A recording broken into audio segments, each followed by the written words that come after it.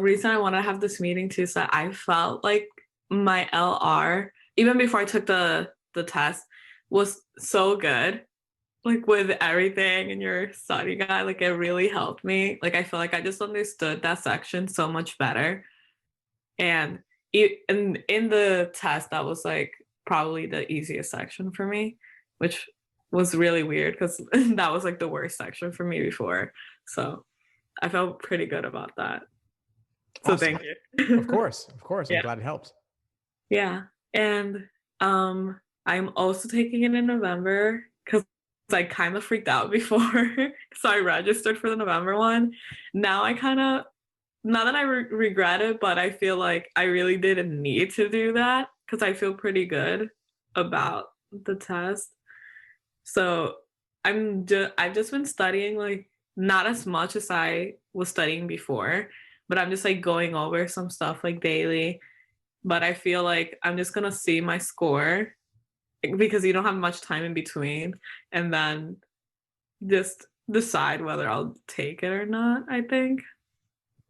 That seems reasonable enough. The only thing is that you want to make sure you're staying fresh on the LSAT between now and the November LSAT. You don't want to do nothing for 2 to 3 weeks or more and then Yeah. walk into November feeling rusty. So I would do at least one exam a week and review it in Mhm. depth at a minimum. But you don't need to Okay. do as much as you were doing before because you already have the foundation.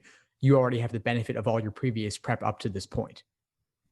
Yeah. If anything, I feel like the only thing I'm gonna be going in depth is probably reading comp because that section was like horrible. Yeah. Like the only reason I think I would take it again is because of reading comp. Mhm. Like Yeah. it was really bad. I mean, I'm sure you've gotten all of it. Like people have said it, but yeah, that was I did not like that at all.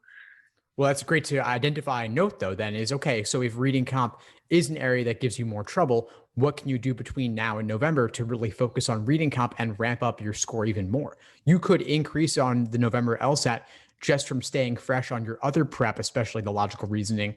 And congrats on all your success there, by the way. And then just a little bit more on reading comp, too. And so, I've been doing a lot of reading comp deep dives lately in the course. I did one last week. I did another a few weeks before that. I'll be doing more of those in the lead up to November. So make sure you attend and take the insights from those classes around going in depth on passages. Have you attended any of those? Yeah, and the one you did last week, I did the questions afterwards, like some of the we didn't do in the meeting. And I felt like in the meeting I understood everything and I just got the questions wrong. And I don't like that's what like makes me so mad. It's just that I feel like even when I do understand the passage, I still don't get the correct answer. I just like it's really frustrating. Yeah, it is really frustrating. That's part of why the review process is so important. The Socratic review method I'm always talking about. So when you get something wrong or you have difficulty with something, figuring out exactly where the disconnect was between the passage and the questions, or in the answer choices too, of course. And so come to the student study groups where everyone's going over those questions in depth. A lot of folks do continue what we're doing in class in the study group. And so that's a great place to work through the related passage questions, whatever we don't have time for in class, and figure out what gave you trouble. Was it something in the passage like confusing wording, or was it trouble finding the related lines in the passage? Or was it tempting wrong answers in the choices or unappealing right answers? This takes time, but it's worth it. And that could be what you need to unlock it, your score, and bring it to the next level on a November retake. Okay. Yeah. But yeah, besides that, oh my god. Besides that, all I've been working on really is just like admission stuff. So I feel pretty good. Good, good. Any particular challenges you're facing on the admission side? I guess my personal statement, I originally like I've been writing something and then now I just don't like it and I like want to completely change it, but I have like no clue. Just because I don't know, like I feel like it's getting a little too like informational. Like it doesn't feel like I'm like saying this is why you need me. I feel like I'm just stating facts. So it's very matter of fact. There's not really that personal element. Are you saying the personal is kind of missing?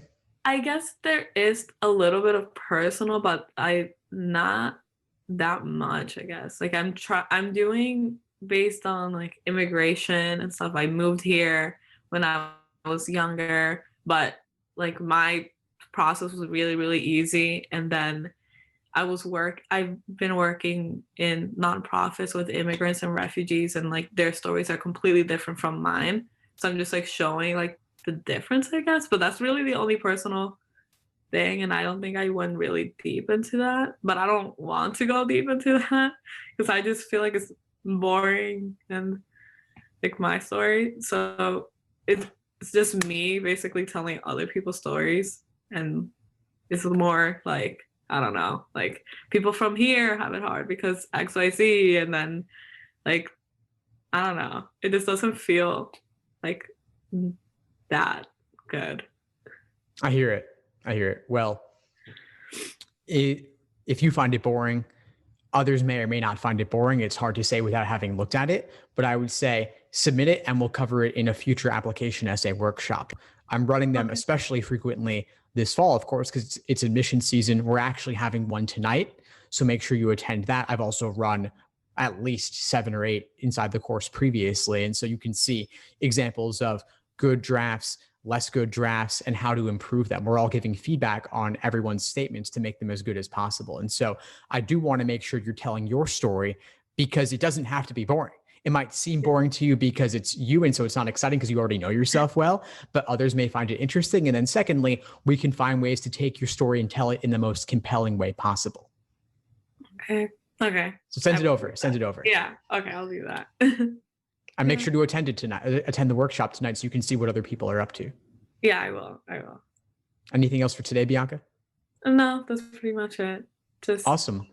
Yeah, just a thank you, because I felt really good in that test. Like the only thing was probably reading comp, but I think I did adequate guesses. I think. Cool. Well, let me know when you get your October results back. And then of course, I'll be happy to do whatever I can to help you gear up for November. Okay. Thank you. Of course. I'll see you in class soon.